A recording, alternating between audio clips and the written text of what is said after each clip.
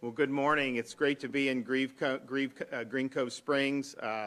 We have just an unbelievable cadre of people from Clay County here. This is, I think, the Hall of Famers are here. We've got Senator Jen Bradley, Representatives Garrison and Bobby Payne. We have the Sheriff, Michelle Cook, Property Appraiser, Tracy Drake, Diane Hutchings, Tax Collector, Tara Green, Clerk of Court and Comptroller, Chris Chambliss, Supervisor of Elections. I think, do we have the entire Clay County Commission with us here today?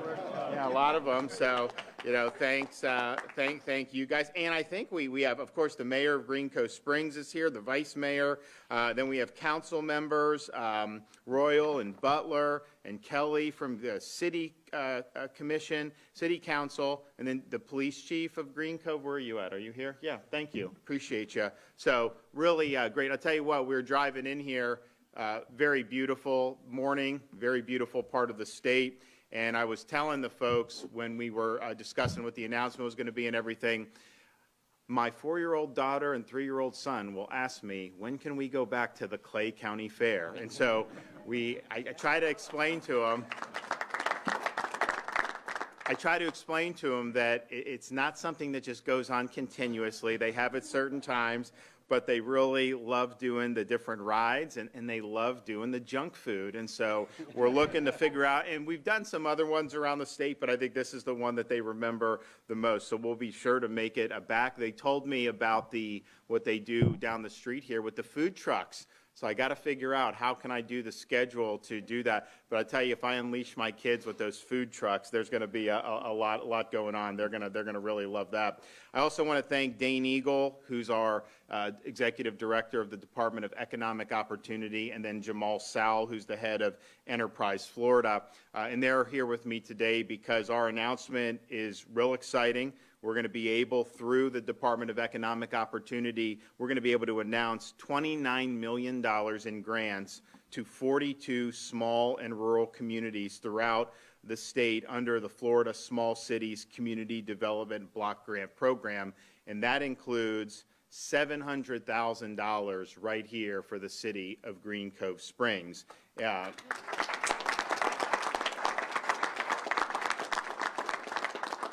And so this money will allow the city of Green Cove to do 3 neighborhood revitalization improvement projects.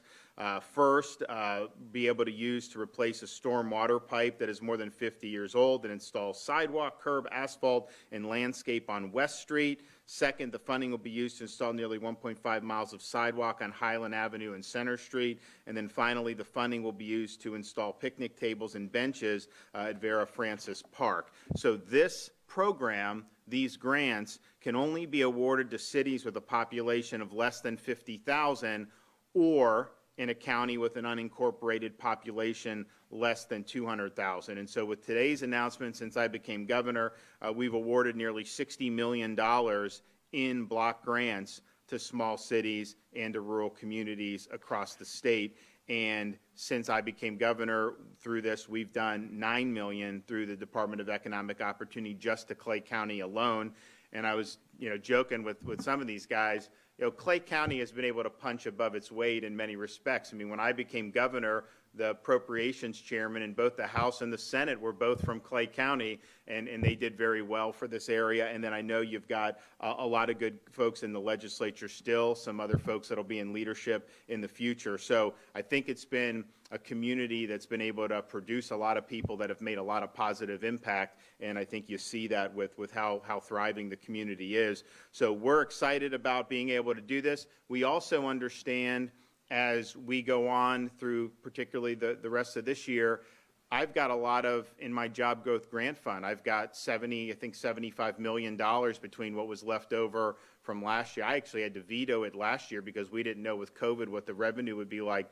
So we've got about $75 million there, and that can be used for workforce or for infrastructure. Well, we've done a lot on workforce. We've done a lot on apprenticeships. We're doing a lot on that. We've been able to use, I think, strategically federal funds to do that. And we've done that with infrastructure too. But I think we're going to have an opportunity with the Job Growth Grant Fund to work with local communities, both on the municipal and county level, identify some infrastructure needs. Obviously, they have to put up some money too, and then we could do it and hopefully be able to get a lot of projects done in the not too distant future. So you can apply on that. All the local communities can apply for the Job Growth Grant Fund, and we'll look at those applications. And basically, we want to use our resources to be able to make the biggest impacts across Florida. And I know that there'll be opportunities for us to be doing that here in Northeast Florida. So we're excited about what's going on in Clay County. We're excited what's going on in Northeast Florida. I think that there's I was talking with the sheriff beforehand about needs in law enforcement, and it's not as easy to recruit people as it used to be.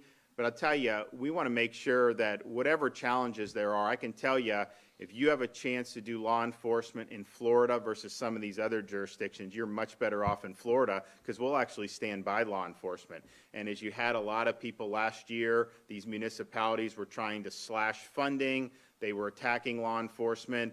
We came up and said, you know what, in the next legislative session, we're not defunding police, we're going to fund them with bonuses. And so we ended up getting the $1,000 bonuses for all sworn law enforcement, fire, and first responders and EMT. And part of that was a recognition of all the people hands on deck during COVID. A lot of there were other people working from home.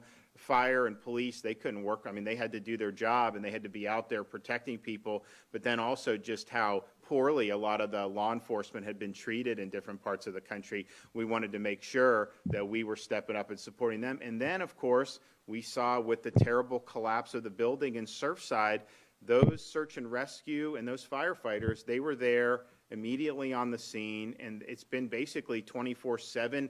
Obviously, if when the rest of the building was brought down, they had to stop, and if there was lightning there, so there were some times where they stopped, but unless there was things beyond their control, they did it nonstop, and it was all in an attempt to be able to try to rescue people. So that was something where I don't think we do, but I think some take it for granted. But then when you have those types of situations, those are the folks who are there to be able to handle these situations that happen. And obviously this building is kind of a once in a lifetime type thing. It was really, really tragic, and we'll obviously be able to get all the answers in due time about exactly why it happened. But you have all these things that can happen.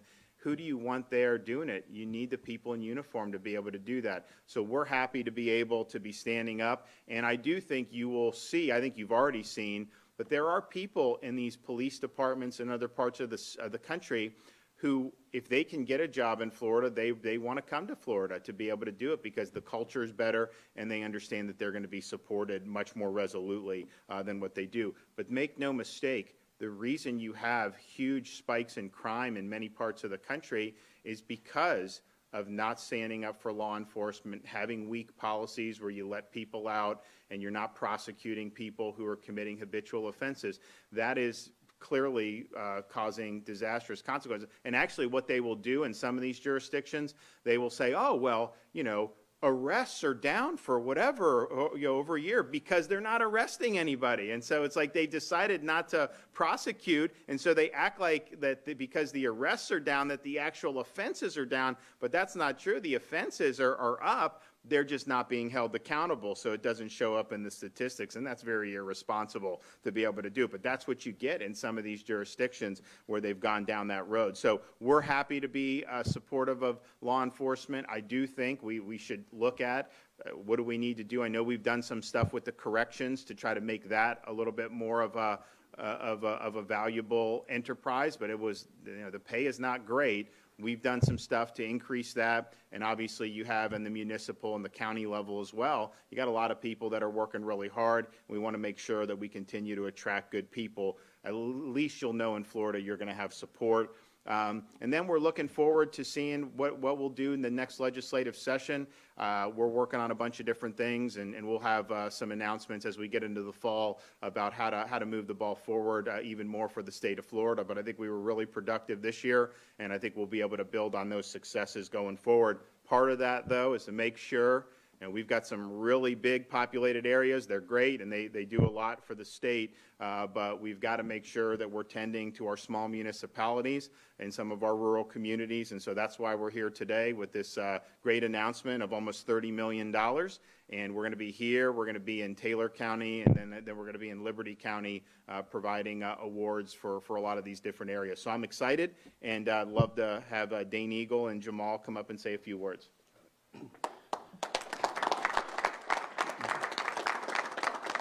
Well, thank you to our governor for his leadership, and thank you all for being here today. The Department of Economic Opportunity, where I get to serve as the head, thanks to the governor, we are three silos. We're workforce development, we're business development, and we're community development.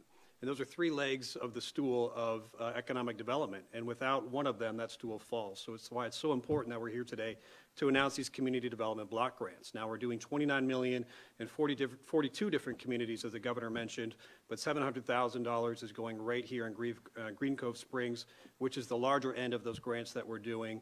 And we're going to be in 2 other stop cities the governor mentioned, but we wanted to make sure we were here this morning in Green Cove and Clay County and show our support. That $700,000 is going to go to replacing, as the governor said, 50-year-old stormwater drain pipe system, new sidewalks, and help rehabilitate the Vera Francis Park. So that's going to be huge in moving forward. Our department is going to be working very closely with the local leaders here. You have a stellar legislative delegation, as the governor mentioned. Look forward to working with them again next session. But we're going to be back. We look forward to helping implement this grant program and doing more for economic development in the area and the state of Florida. But thank you to the governor for his leadership. Thank you to my partner in crime, good crime, that is, Secretary Sowell. And we'll turn it over to him next. All right.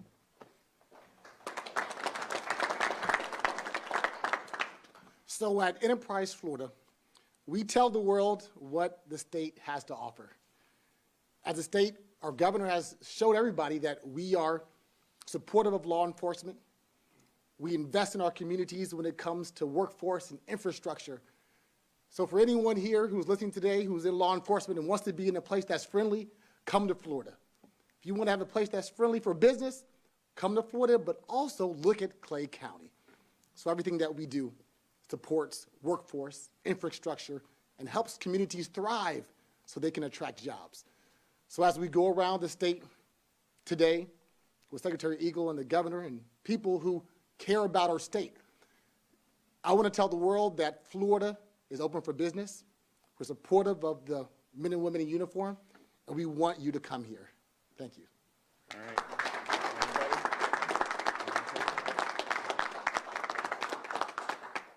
City of Green Cove would like to thank the governor.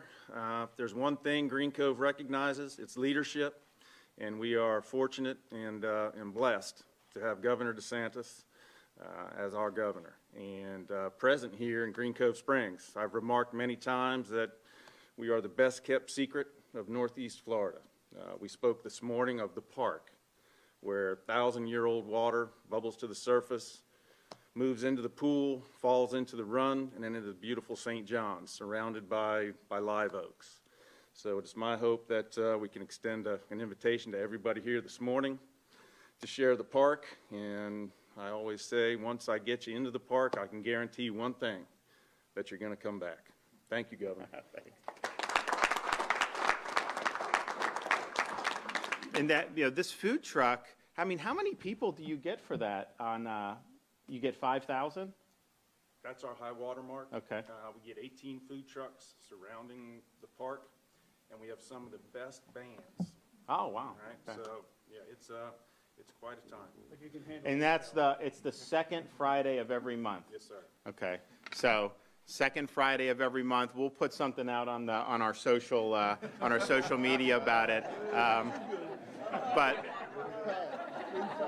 you better be careful, though, because you may get an influx, and you guys may be wishing. So we'll do that, and we'll try to make it here for that. But I definitely look.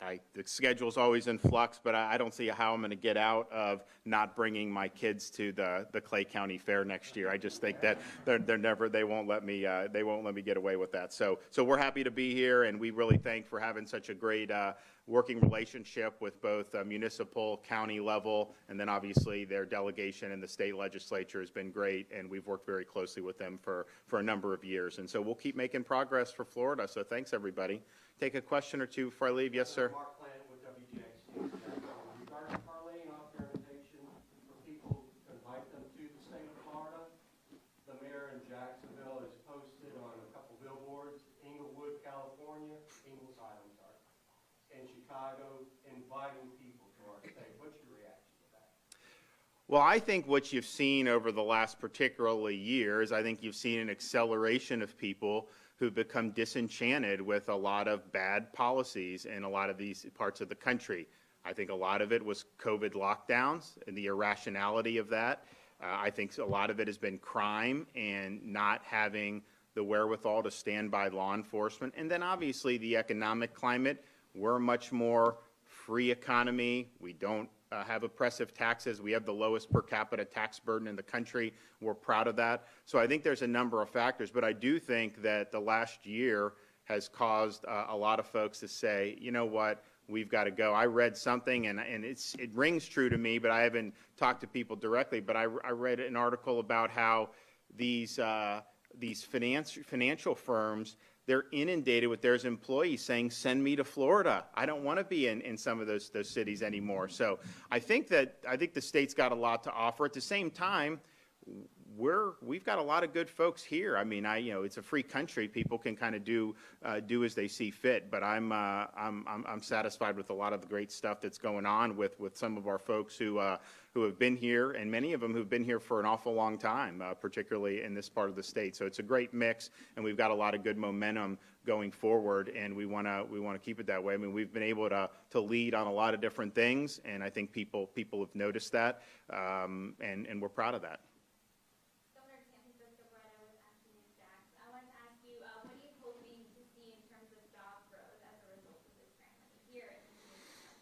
Well, look, I think when you're talking about doing like infrastructure, obviously someone's going to be contracted to do this, so there is some type of effect on the local economy.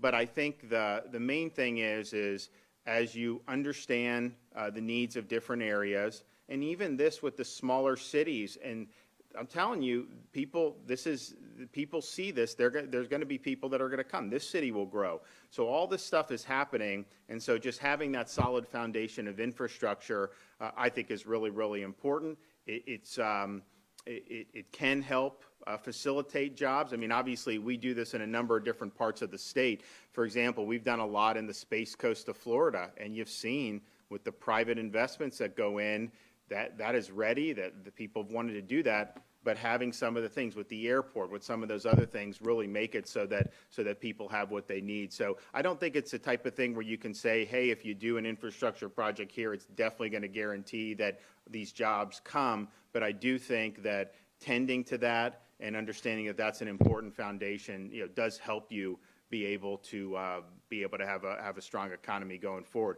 We're also when we looked at, this was a couple months ago, I think we made the decision about not doing the enhanced unemployment because we had 500,000 job openings in Florida almost, and people were desperate. I can tell you, employers have said since we made that change, there's some that said they had more applications in like 3 weeks than they had in the previous 3 months because we're basically saying, okay, the jobs are there, let's get people into those jobs. And so I think that that's been good, and I think the states that have done that are going to lead with filling some of our positions, and I think the states that didn't do that are going to continue to have a little bit more of the stagnation. So all in all, when I would go around the state, any corner of the state, people would tell me that about not being able to find enough employees. And so we're addressing that, and I think we're getting in a better spot. But just think, that's a much better problem to have than to have the opposite problem where there's no jobs available for anybody. And that's what, when COVID first hit and everything started to stop, that was really what a lot of people feared, that this would be a really deep, maybe a deep recession or maybe even a depression type thing where we'd have chronically high unemployment for months and months and maybe even years. And I think, at least in Florida, the opposite has happened. We've been below the national average in unemployment since last summer, and we're going to continue, I think, to trend in a good direction for private sector job growth. So fundamentals are good. I do worry about some of the the macro trends where we see with inflation. If you look in the economy, and I think that's driven more by federal policies, but that does pinch folks. The gas prices, how much gasoline has gone up, that definitely pinches a lot of folks. So we're concerned about that. We feel like what we're doing in Florida is effective, and we think we've got a good foundation. But some of those trends, I think, are trends that need to be looked at, and hopefully on the federal level there'll be a more appropriate response so that we don't have too much inflation. Okay, thanks everybody. We'll be back soon.